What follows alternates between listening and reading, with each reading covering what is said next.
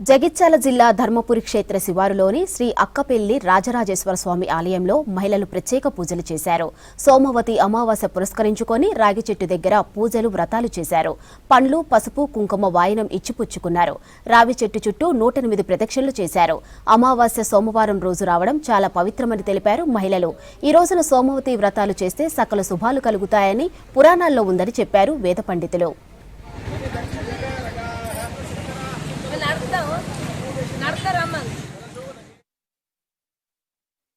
ఈరోజు ధర్మపురి క్షేత్రంలో పురాతనమైన అక్కపెల్లి రాజరాజేశ్వర స్వామి దేవాలయ ఆలయ ప్రాంగణంలో ఉండేటువంటి అశ్వత్థ నారాయణ వృక్ష సమీపంలో సోమతి అమావాస్య వ్రతం నిర్వహించబడ్డది. ఆర్యవైశ్య మహిళా సంఘం తరపున ఇక్కడ అనేక మంది భక్తులు పాల్గొన్నారు.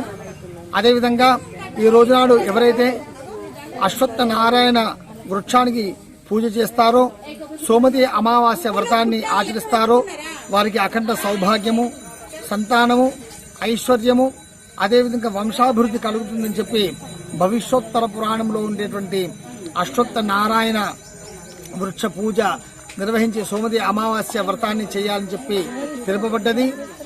ధర్మపురి క్షేత్రంలో మరి చాలా పవిత్రమైన స్థలంలో ఇక్కడ మహిళలు అందరూ కూడా ఈ వ్రతాన్ని ఆచరించారు.